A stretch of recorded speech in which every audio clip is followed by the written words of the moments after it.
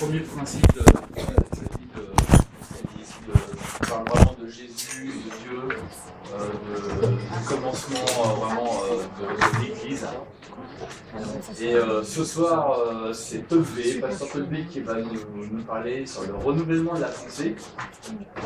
J'ai une question, est-ce qu'il y a des personnes qui ne parlent que anglais, qui ont du mal avec le français? Tu peux t'installer là, on va faire une introduction. Par contre, c'est juste, j'ai un jus d'ananas, je sais plus où ça va. Et puisqu'on est dans les consommations aussi, nous ne louons pas cette salle. Donc merci d'avoir pris une consommation, un plat, et merci aussi de le régler en partant. Et tout ce que vous consommez, parce que c'est très souvent qu'il reste des petites bouteilles à droite à gauche qui ne sont pas reliées. Donc c'est moi qui les paye.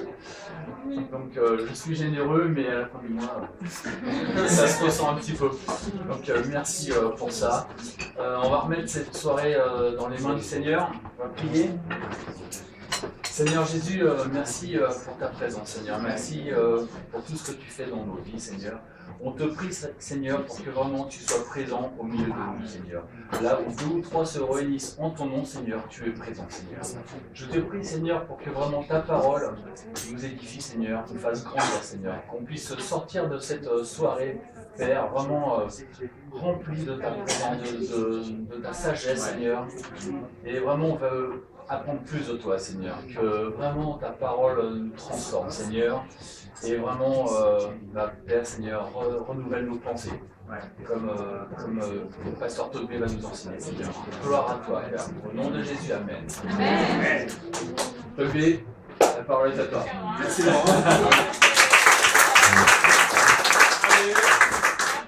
Bonsoir tout le monde. Voilà, comme Laurent nous a dit, le thème de ce soir, pour ceux qui ont le test fascicule, c'est à partir de page 16. Sur le renouvellement de la pensée. Donc, lorsque j'ai eu à préparer cet enseignement, je vous conseille ce qu'on appelle la terminale. En France, en terminale, on fait une notion qui s'appelle la philosophie. Même les scientifiques, c'était pas trop, il fallait qu'on le fasse. Et en philo, ce que j'ai retenu, pas grand-chose. Si, écoute, sur la pensée, il y avait un philosophe qui disait sur sauf de lui-même. Et il disait, je sais que j'existe parce que je pense. Vous savez, ce philosophe s'appelle Descartes. Il disait, voilà, je pense, donc je suis. La pensée détermine ce que nous faisons, détermine notre existence. Amen. Et avant de venir en Christ, je pense, donc j'existe. Je pense par moi-même, j'agis par moi-même, j'agis en fonction de ce que j'ai réfléchi, appris via la société, l'éducation, tout ça. Amen. Maintenant qu'on arrive à comprendre ça, est-ce qu'on peut encore dire je pense, donc j'existe? Quel est le truc? C'est comme Paul dit, ce n'est plus moi qui dis, c'est Christ qui dit. Super. En venant en Christ, c'est ça. C'est de voir à travers ce qu'on fait, à travers nos actes, on peut voir Christ. D'où la nécessité d'avoir la pensée de Christ. Si je veux agir comme Christ, il faut faire la source, j'ai la pensée de Christ. D'où la nécessité de renouveler la pensée. Donc je ne veux pas aller trop loin, parce que je suis très dans philo, mais ce que je sais, c'est ça. C'est que si je pense comme Christ, je vais agir comme Christ. Si j'ai la pensée de Christ, je vais vivre comme Christ. Si je pense comme Christ, quand Christ voit un frère, une sœur, je vais aimer comme Christ. Amen. Et c'est ça l'objet. et comment dire ça, la signification, le parcours, c'est tout un parcours de vie. Hein. On devient partant de Christ du jour au lendemain. Donc on vit un parcours, un chemin. Et on vous invite à faire un retour. Je sais pas. Alors, penser comme Christ, agir comme Christ, implique à faire ce qui est Christ, qui est Dieu, qui est Dieu. Amen. Penser comme lui, c'est aussi savoir comment Christ nous voit nous. Amen. Nous, en tant qu'enfants de Dieu, en tant que chrétiens, comment Dieu nous voit. Et comment le réaliser, le vivre, c'est à travers la parole. Donc, au chapitre 15, qu'est-ce que la parole de Dieu te dit? Te dit de toi, te dit de Dieu, tout simplement. Et mardi dernier, j'ai eu à discuter avec une personne de l'Europe, qui me disait, moi, avant de me faire, c'est pas bon, je peux pas avoir Dieu, est-ce que Dieu m'aime, est-ce que je peux toujours avancer, est-ce que je peux... Voilà, personne. Et ça m'a fait penser à un parabole que je vais demander à Grâce de lire. Le parabole se situe dans Luc 15, 11.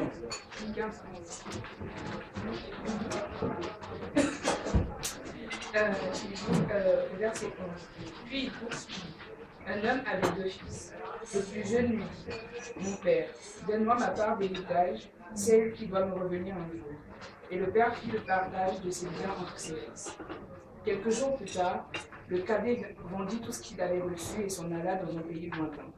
Là, il gaspilla sa fortune en menant une grande vie. Quand il eut tout dépensé, une grande famine survint dans ce pays-là, et il commença à manquer du nécessaire.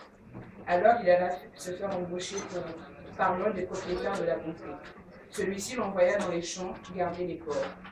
Le jeune homme aurait bien voulu apaiser sa faim avec les carreaux que mangeaient les bêtes, mais personne ne lui en donnait. Alors il se mit à réfléchir sur lui-même et se dit, tous les ouvriers de mon père peuvent manger autant qu'ils veulent, alors que moi, je suis ici à mourir de faim. Je vais me mettre en route, j'irai trouver mon père et je lui dirai, mon père, j'ai péché contre Dieu et contre toi. Je ne mérite plus d'être considéré comme ton fils. Accepte-moi comme l'un de tes ouvriers. Il se mit donc en route pour se rendre chez son père. Comme il se trouvait encore à une bonne distance de la maison, son père l'aperçut et fut pris d'une profonde pitié pour lui. Il courut à la rencontre de son fils, se jeta à son cou et l'embrassa longuement. Le fils lui dit, mon père, j'ai péché contre Dieu et contre toi. Je ne mérite plus d'être considéré comme ton fils. Verset 22. Mais le père dit à ses serviteurs, allez vite chercher un habit, le meilleur que vous trouverez, et mettez-le lui. Passez-lui une bague au doigt et chaussez-le de sandales. Amenez le veau que nous avons dressé et tuez-le. Nous allons faire un grand festin et nous réjouir. Car voici, mon fils était mort et il est revenu à la vie. Il était perdu et je l'ai retrouvé. Et ils commencèrent à fêter dans la joie. Pendant ce temps, le fils aîné travaillait au champ. Sur le chemin du retour, quand il arriva près de la maison, il entendit de la musique et des danses. Il appela un des serviteurs et lui demanda ce qui se passait. Le garçon lui répondit, c'est ton frère qui est de retour. Ton père a tué le veau gras en son honneur parce qu'il l'a retrouvé sain et sauf. Alors le fils aîné se mit en colère et refusa de franchir le seuil de la maison. Son père sortit et l'invita à entrer. Mais lui répondit, cela fait tant et tant d'années que je suis à ton service. Jamais je n'ai désobéi à tes ordres, et pas une seule fois tu ne m'as donné un chevreau pour festoyer avec mes amis. Mais quand celui-là revient, ton fils, qui a mangé ta fortune avec des prostituées, pour lui, tu tues le veau. Mon enfant, lui dit le père, tu es constamment avec moi, et tous mes biens sont à toi. Mais il fallait bien faire une fête pour nous réjouir, puisque ton frère que voici était mort et qu'il est revenu à la vie, puisqu'il était perdu et voici qu'il est retrouvé. Amen. J'aime beaucoup les paraboles, parce qu'avec les paraboles, elles lecture, elles ont une compréhension. Et on peut le relire, et à chaque fois découvrir la forme de la chose. La parole de Dieu nous dit que nous sommes une créature merveilleuse, créée avec un sens particulier. Que nous sommes créés pour des œuvres d'homme. Qu'on peut avoir une vie en abondance selon Dieu. Parfois, lorsqu'on vient pour le raisonnement, on a l'habitude un peu comme des fils. l'aîné et le cadet. Voilà. L'aîné, si on regarde bien, il est dans le devoir. En raisonnement, c'est le devoir. C'est le devoir pour ça. Je dois servir. C'est le devoir. Mon frère aurait dû rester. Mon père aurait dû tuer le chevreau pour moi. Ça, c'est un raisonnement qu'on peut tous avoir. En disant peut-être qu'on peut parfois dire c'est pas un problème. Parce qu'on est habitué dans notre mode de pensée à son travail, mérite. C'est un raisonnement qu'on a, une pensée première qu'on a. Vous êtes d'accord avec moi ou pas? Ouais. Et lorsqu'on vient à Dieu, il agit comme ce Père. Dieu est dans la grâce. Il n'est pas dans le mérite. Vous devez le penser, c'est placer la grâce de Dieu qui est promis. Quand on vit par le devoir, quand on agit par le devoir, on participe à la fête. On participe à la fête. Parce que quand le frère arrive et il est accueilli, il est retrouvé en vie, on est là à dire il a fait ça, il a fait ça, il a fait ça. C'est comprendre. On ne participe pas à ça. Amen. Donc, le raisonnement que vous devez penser, c'est déjà le raisonnement de mérite, de méritocratie, passe au second plan par rapport à la grâce promise. On peut aussi être comme le fils cadet. Alors, le fils cadet, c'est un peu comme celui qui est dans la maison et qui dit bah, moi j'ai envie d'aller voir ailleurs. J'ai tout, mais ça ne suffit pas. Et le proverbe 4, 20, 23 dit mon fils, sois attentif à mes paroles, prête l'oreille à ce que je dis. Ne perds pas de vue mes conseils, garde-les au fond de ton cœur, car ils apportent la vie à ceux qui les appellent et ils assurent la santé du corps. Surtout, veille soigneusement sur ton cœur, car il est la ressource de toute équité de ta vie. Alors, ici, cœur, quand on dit cœur, dans la Bible, c'est aussi le lieu où parle du sentiment. C'est aussi le lieu où il y a de la pensée. C'est pour ça qu'on cite ce verset-là. Il y a le cœur, il n'y a pas de pensée, mais dans la culture. Le mot, quand on parle de cœur, on parle de l'être intérieur. Mais voilà. Donc le cœur ici, il parle, garde ton cœur, garde tes pensées pour ce Et si on s'éloigne de Dieu, comme le Christ, c'est qu'on a appris, c'est qu'on a appris comme avancer. On finit par le dilapider, le faire. Et on peut se retrouver plus bas. Et donc, gardons l'enseignement que Dieu nous donne. Un petit peu plus fort pour ici parce qu'il y a pas mal de passages. Ah, excusez-moi. Donc, je disais par rapport au proverbe 4, 20, 23, où la parole de Dieu nous dit de garder notre cœur. Et que notre cœur, c'est aussi nos pensées. De le garder précisément parce que si on ne s'entretient pas et qu'on se retrouve dans un environnement, dans une situation où les pensées sont remises en cause, on perd tout.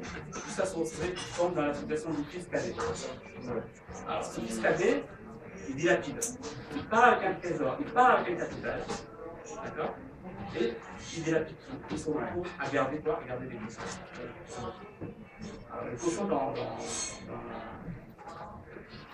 c'est un animal impur. Bon, impur.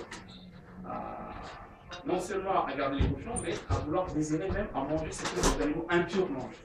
Donc, l'éloignement qu'on peut, quand on est loin de Dieu, c'est nous amener dans la déchéance. Donc ça, c'est le premier problème. Se vivre une vie prospère et bénie. Il n'y a aucune condamnation pour ceux qui sont en Christ. Romains 10, toujours dans la page.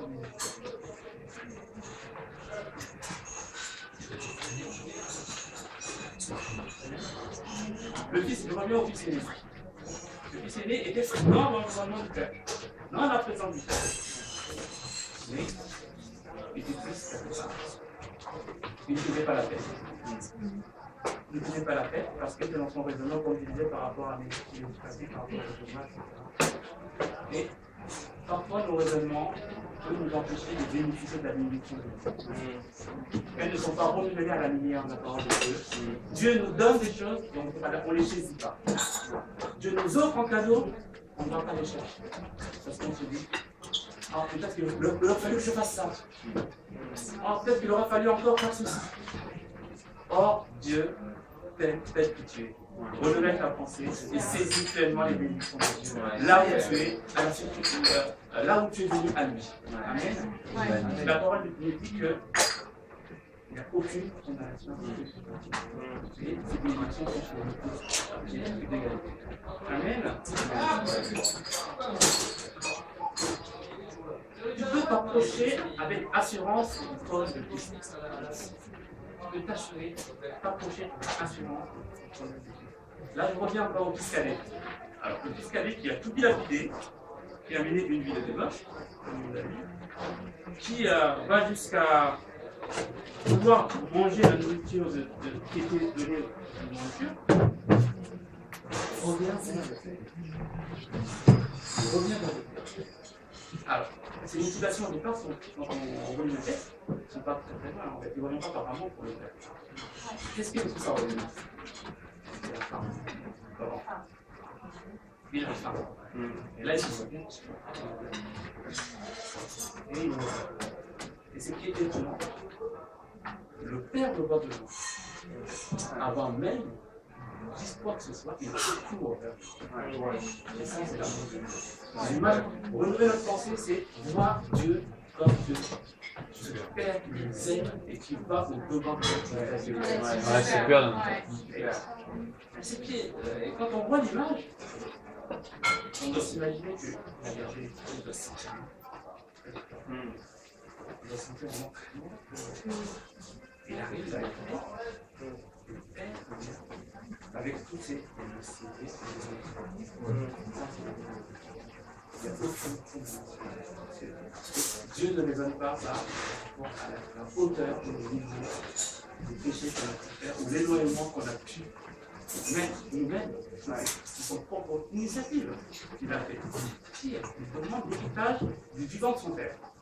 Vous savez? Il demande l'héritage du vivant de son père. Et le père a tout arrêté. Parce que Dieu voit et son cœur. Même si initialement au départ, c'était une motivation, non. Il dit, je venais de mon père et je suis parce que je péché pour le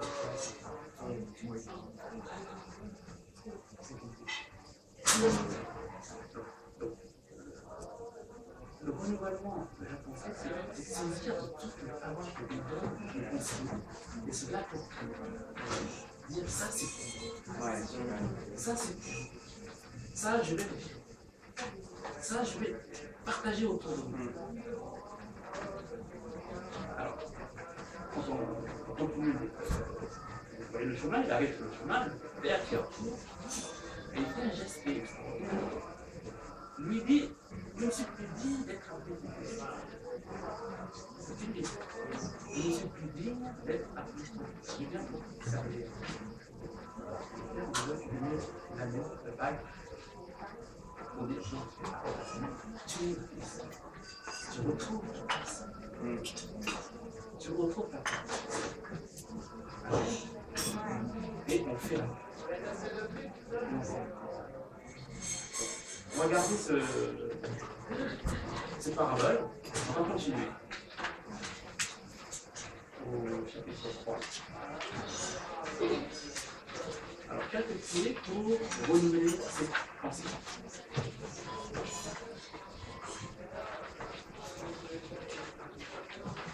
Psaume 37, 4, 3. En Dieu, mets ta joie et il comblera les vœux de ton cœur.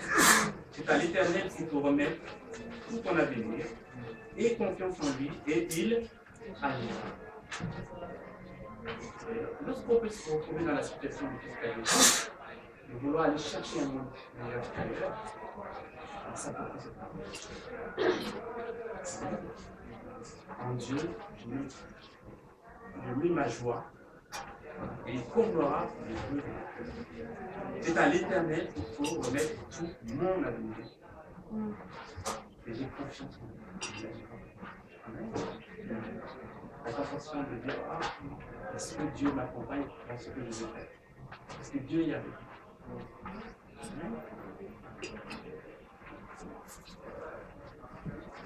Renouveler la pensée, c'est continuellement lire la Bible. Ça, c'est écrit dans le lire la Bible. Alors, lire la Bible, on peut la lire, comme on lit un livre, c'est bien bien. Parce qu'en lisant, en relisant, on s'approche. Mais lire la Bible, moi, ce que je vous invite, c'est de considérer comme une nourriture. Moi, j'aime manger. J'aime manger. J'aime manger la viande. Et j'aime manger la viande, j'aime manger. Voilà. Il y a des plats que j'aime un peu moins, et puis d'autres que. Et ça fait maintenant un an et demi que je suis marié, ma femme me dit, bah, si tu manges plus ça, il y aura des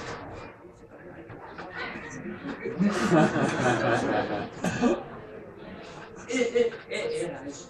Elle a raison. Et ce que je vous en parle, je vais dire la Bible, je ne veux pas dire les parties que vous connaissez, même si vos parages sont un peu difficiles à digérer.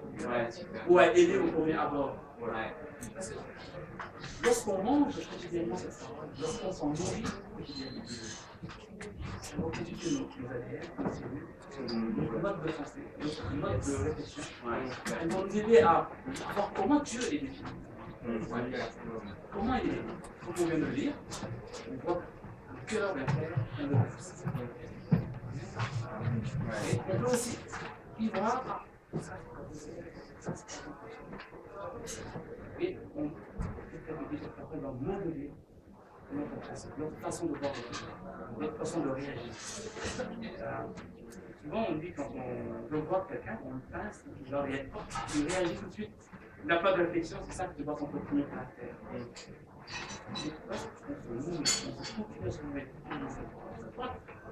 des corps avec nous. Et on va réagir comme la parole a été intégrée, je dirais, des élèves. L'épilogue des gens dit au commencement c'est la parole de Dieu. La parole c'est quelque chose en Christ. Encore plus fort? Ouais. Et si on n'entend pas trop ce que vous d'accord. Et je disais qu'au départ, je pense donc, je suis, c'est que j'étais avant, devenant chrétien, je cherchais à penser comme Christ pour être comme Christ. Et Christ est la parole. Et alors, en se nourrissant de la parole, on se nourrit de la pensée. Et on va construire notre identité en Christ à travers cette lecture. Amen. Et aussi, on conseille également les enseignements. Tout le monde n'a pas forcément fait la théologie, tout le monde n'a pas forcément, comment dire, n'a pas forcément tous les arbres pour tout décortiquer. Aidez-vous. Aidez-vous de ceux qui sont déjà en marche avant vous, à côté qui vous accompagnent. Dans les actes, on disait que l'Église grandissait en nombre et dans la prière et dans la communion. Ce qu'on fait là, c'est super. Partage avec les autres. Tout à l'heure, vous allez partager avec les pasteurs de service, les volontaires qui sont là. Nous ne pensons pas à la réponse, mais c'est pas grave. On questionne. Amen. Et à force de questionner, ça toujours quelque chose de bon. Ouais, super. Et n'hésitez pas à questionner la parole. À questionner la parole. Dans l'Ancien Testament, ce qui va présenter le lieu où la présence de Dieu, le corps de l'Alliance, il y avait quoi? Il y avait le cadre de la loi, il y avait le bâton d'arbre, il y avait la manne. La manne, c'est une nourriture que le peuple recevait quand il sortait le matin, il le mangeait que on le prenait que pour une journée. On ne peut pas garder plus, et chaque jour, Dieu faisait de nouveau tomber la manne. Et Et la main, il ne savait pas qu'est-ce que c'est. Ils m'ont appelé, qu'est-ce que c'est? Et la main lui dit, qu'est-ce que c'est?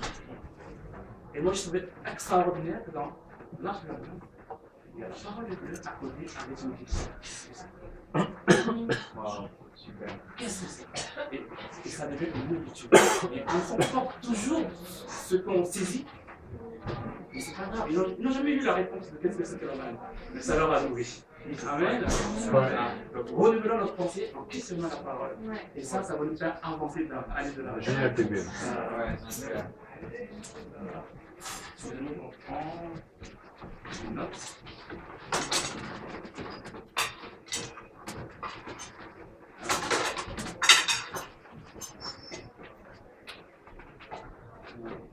Romains 10, 17, donc la foi naît du message que l'on entend, et ce message, c'est celui qui s'appuie sur la parole de Dieu. Maintenant, une fois qu'on a entendu cette parole, une fois qu'on a questionné la Bible, il faut les mettre en pratique. Sinon, c'est comme celui qui s'est regardé dans une miroir, et puis après il oublie, et puis il s'en va, et ça. Vous voyez? Donc, la parole est là, elle nous éclaire, elle nous montre, et on la met en pratique. Le questionnement de la parole, la mise en pratique de la parole, la communion fraternelle, tout ça va nous amener à renouveler notre pensée. C'est ça le chemin, c'est le renouvellement de notre pensée. Amen.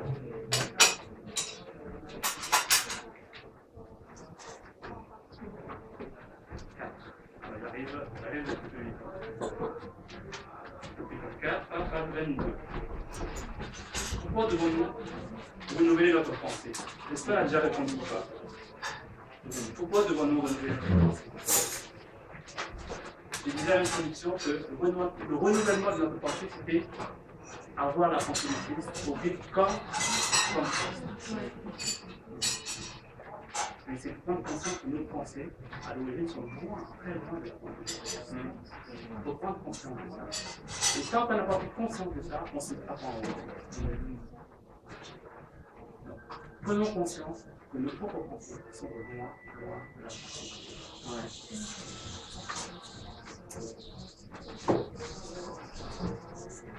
Notre intelligence est capable de si on se laisse aller à vivre par nous-mêmes. Ça, c'est Romains 8, 5, 7. Je vais dire. Si on se laisse aller par nous-mêmes, on est capable de vivre. On est capable de vivre.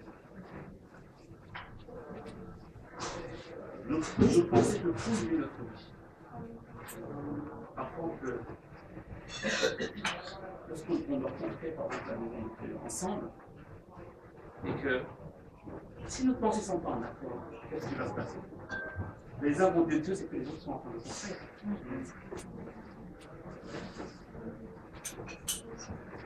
Et on est là pour avancer tous ensemble. Ouais. Amen. Nous avons besoin de penser pure afin d'adorer en vérité de Dieu.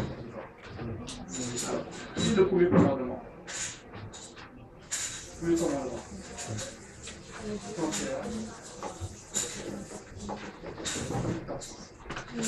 Amen. Dans Deutéronome, on va lire, c'est aime Dieu tout ton cœur, toute ta âme, toute ta force. Quand on le lit dans Matthieu, c'est aime ton Dieu tout ton cœur, toute ta âme, toute ta pensée. Parce que, comme je l'ai expliqué tout à l'heure, sur le cœur, c'est l'être intérieur. Et pour le peuple hébraïque, pour eux, ça avait la pensée. Et lorsqu'on a traduit la Bible en grec, le cœur, les Grecs, c'était quoi? C'est uniquement le lieu des sentiments. Et donc, donc, on a rajouté le mot pensée pour traduire l'idée qu'il y avait le texte. Aimer Dieu de tout notre cœur, notre pensée, c'est une adoration pour Dieu. On renouvelle notre pensée pour pouvoir adorer comme il faut. Amen. Et tant que nos pensées ne sont pas renouvelées, on ne peut pas louer Dieu, parce qu'on ne le connaît pas. Tout simplement. On ne le connaît pas. On ne voit pas ce qu'il a pu poser pour nous comme bon. On ne réalise pas. Comme le fils cadet avant de partir. Il avait tout. Il était dans la bénédiction. Mais il est parti quand même. Parce que sa pensée n'était pas renouvelée. Comment pouvait-il être reconnaissant envers le monde? Ces pensées, je ne peux pas renouveler.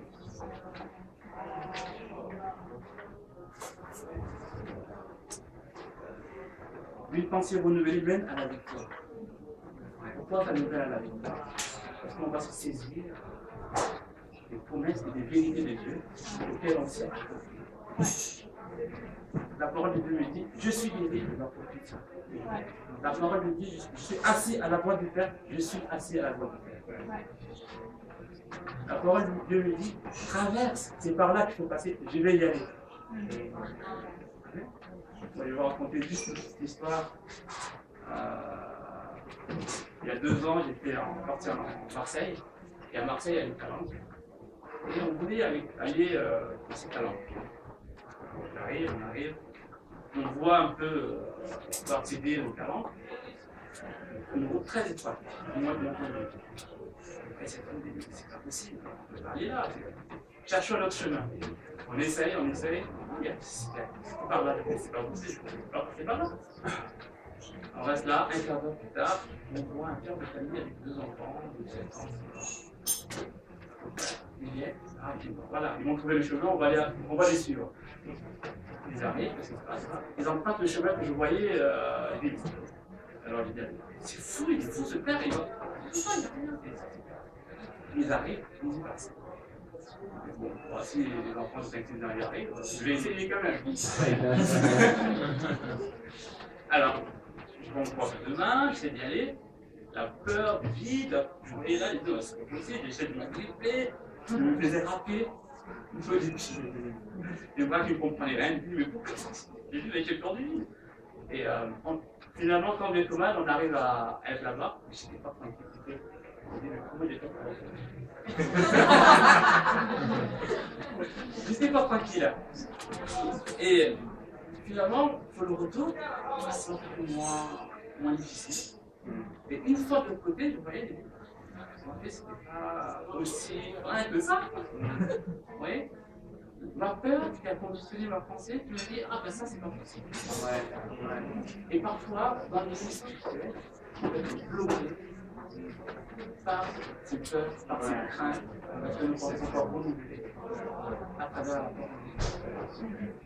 Et on peut rester là, ne pas bénéficier, ne pas du tout accéder au talent, ou y accéder, mais toujours avec comment je vais faire, avec un enfant derrière.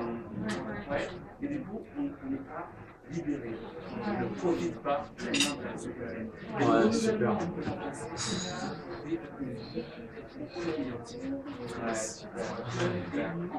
Sans aucune limite. Et la connaissance de Dieu va élargir le champ. Plus je vais connaître Dieu, et plus je vais pouvoir me saisir dans les combats que je vais mener. Plus saisir dans la bénédiction qui sont à ma portée. Et je vais vivre pleinement mes relations, même dans la manière de résoudre les conflits. Je ne vais plus regarder les conflits ou les difficultés de la même manière. Je sais qu'on ne combat pas contre la chair et le sang. On va prendre position, on va prier, et on arrive au point. Amen. Amen.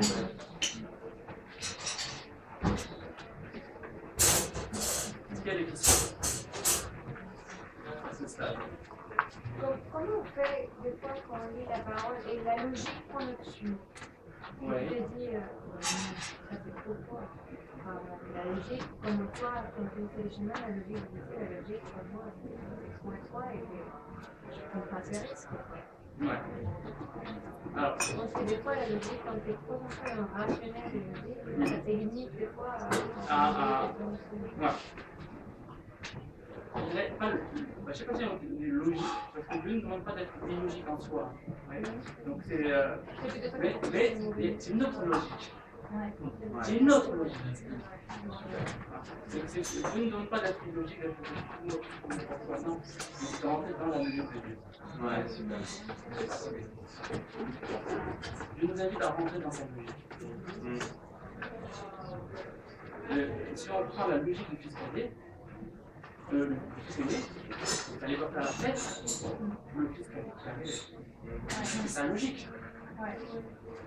Il a péché contre toi, il a dilapidé notre fortune, on ne sait pas qu'est-ce qu'il a fait avec, et on revient, et on l'accueille, on dit qu'il est fort.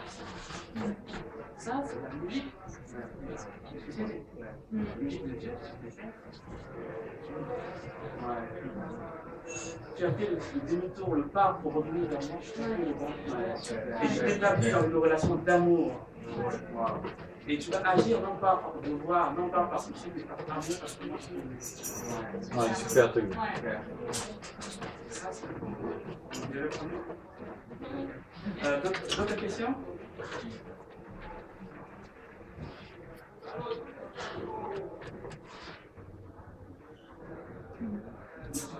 Comment? Ouais, sentez-vous libre. Sentez-vous libre. Enfin, la parole que tu as racontée, c'est trop fort en fait. Je sais que moi, si j'essaierais d'analyser ce concept, je j'essaierais comme je disais, franchement, qu'est-ce que j'ai fait pour toi, préparer, rester ici avec toi, exactement. Et c'est une bonne exemple pour moi de comprendre l'amour des autres. Jusqu'à où ça peut aller, peu importe ce que tu as fait, d'où tu viens, bah, il est toujours là pour t'aider avec plein d'amour. Et ça, c'est une amour qu'on ne comprend pas parce que si on se met à aimer comme nous aimons, comment être humain, enfin, j'ai toujours attendrai un petit peu. J'attends toi pour que mes thèmes, donc je sois. Et là, c'est une bonne exemple de finalement c'est Dieu. Que peu importe ce que tu fais, il est là pour toi, pour t'aimer, pour te pardonner, pour t'appuyer. Et le bon, c'est qu'il est content en fait. Et on dirait, ouais, ok, tout va bien, mais lui, en plus, il est super content. Même pour le décédé, il l'invite à rejoindre la fête. Il n'a pas reproché son état de cœur, mais le fait. Peut-être que ce fils aîné, quand il est revenu dessus, n'a jamais su que tout ce qui était dans la maison du père lui appartenait et pouvait s'en chercher. C'est la première fois là je sais. L'histoire ne dit pas s'il va rejoindre, il pas la paix. La prière, c'est qu'il rejoint la paix. Parce que là, il part d'un nouveau départ. Il sait maintenant que les choses de la maison du père lui appartiennent. Il peut en jouir.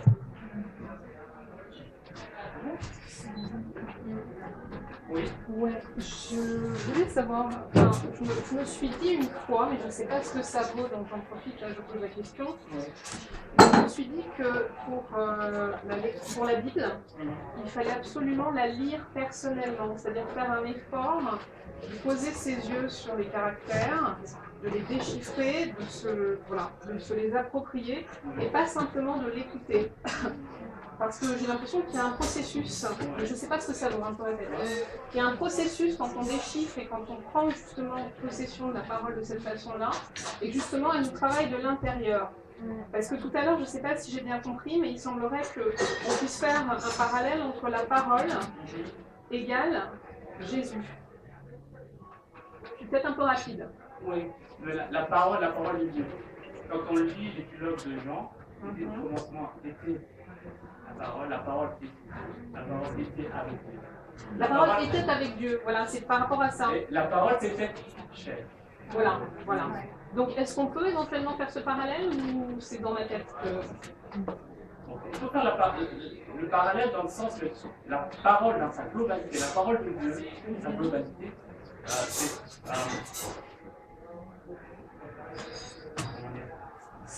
c'est incarné en Jésus. D'accord. Alors, du coup, pardon. Oui. Non.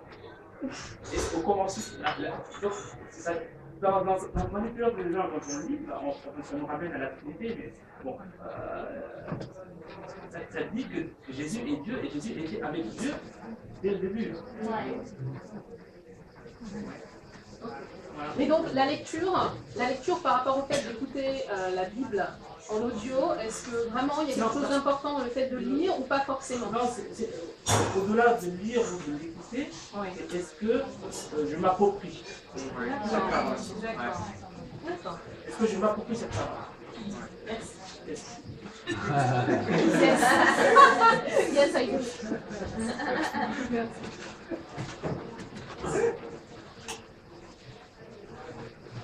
D'autres questions?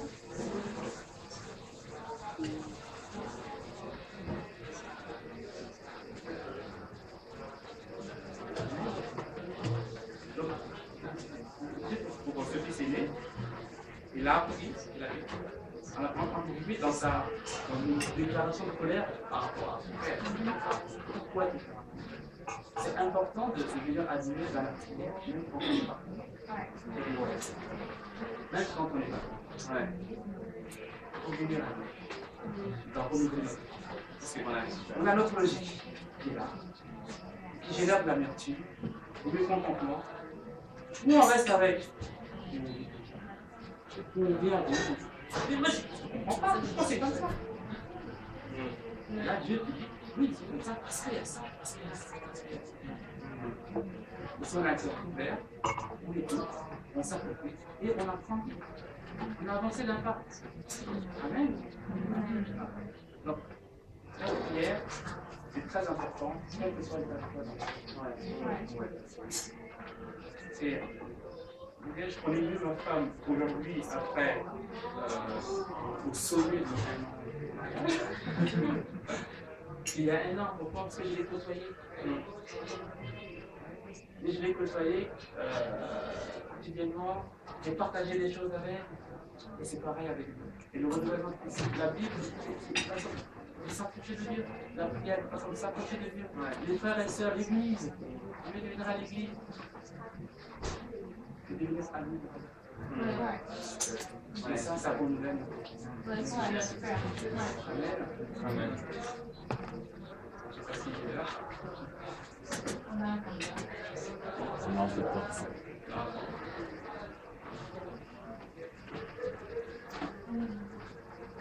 Alors, on va faire le 5. Alors, comment pouvons-nous renouveler notre pensée?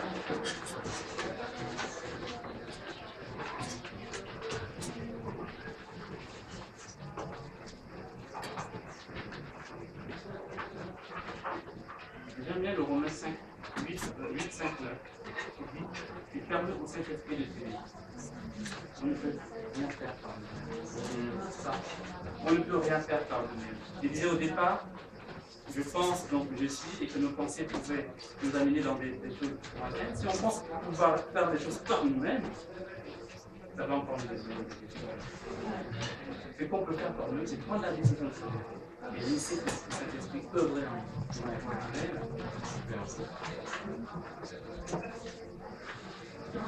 Soumets tes pensées à Dieu. Soumets-les.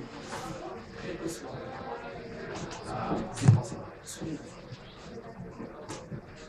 On place Dieu en situation d'autorité. Il y a ma logique. La logique de Dieu et la logique de Dieu est supérieure.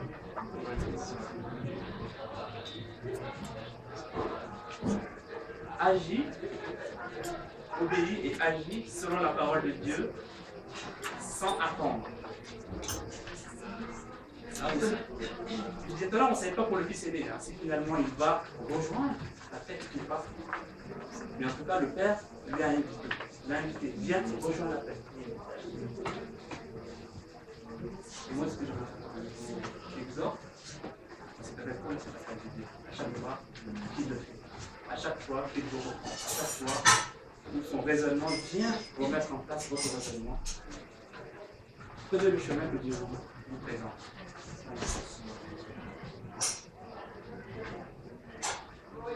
Donc c'est un processus continuel, on est tous sur ce chemin. Il n'y a personne qui est dans la salle qui peut dire non, il y a la pensée en tout. Sinon il serait libre. Donc c'est pas le cas. On est tous sur ce chemin. Et dans certains domaines, de caractère de vie, peut-être par notre expérience, par rapport à nos vécus, par rapport à notre relation avec Dieu, par rapport peut-être à la correction que Dieu a apportée dans ce domaine-là, telle personne peut être plus à même de t'aider parce qu'il est passé par ce chemin-là. Mais on est tous sur ce chemin. Ouais, super. C'est ce que je voulais partager sur le renouvellement de l'esprit. Merci Tom B. Merci. Voilà. J'espère que ça a été réel.